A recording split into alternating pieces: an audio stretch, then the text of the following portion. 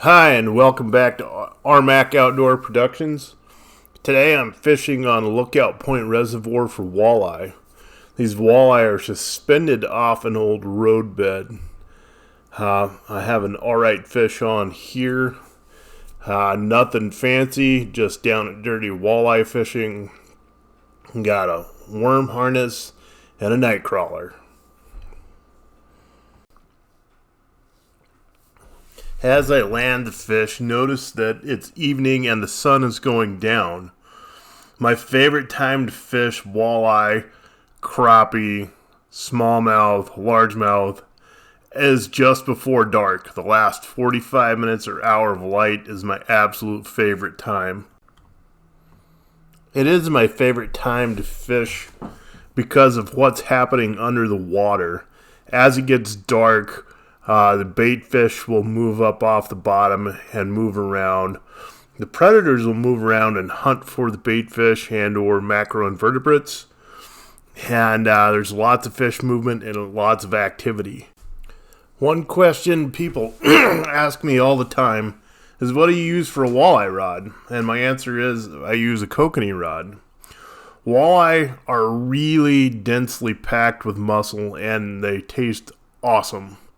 What is weird is they don't fight very hard, so you don't need a super stiff rod for most applications. And so when people ask me what rod I use a kokanee black rod by Okuma. That way I can also use it for rainbow and kokanee fishing.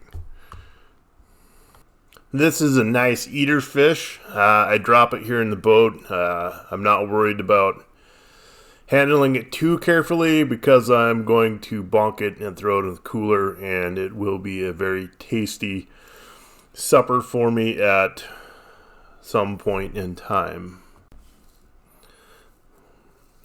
Should note that all the rumors about walleye are true. They have very nasty teeth. If you have a hook buried too deep in their mouth, you definitely want to use pliers.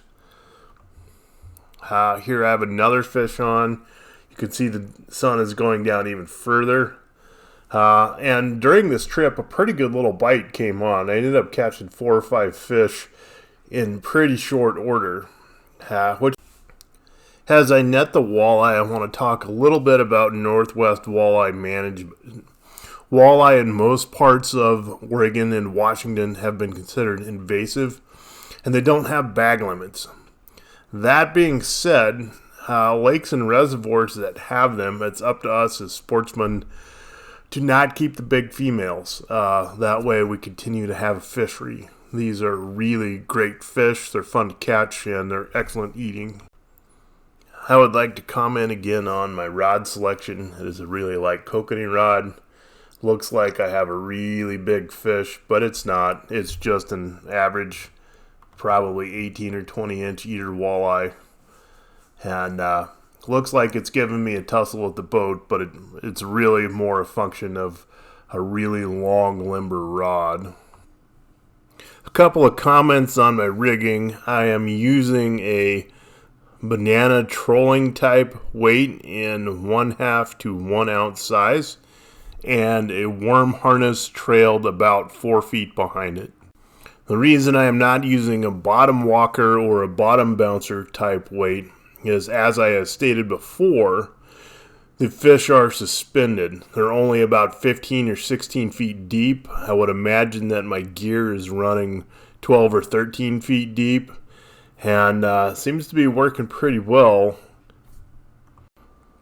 Okay, one more comment on my gear is my reel selection. I really like line counter reels, but oftentimes they are not very good at spooling out line in these really light trolling situations. So to combat that, I have braided line that is a different color every 10 feet.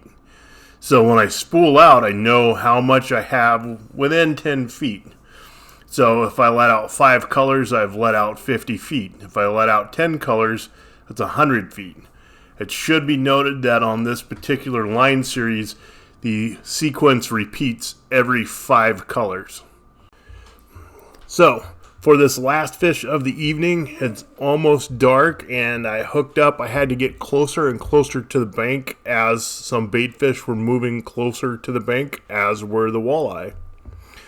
Once again, for a more in-depth look at what I was doing, why I was doing it, check me out on Patreon at Armac.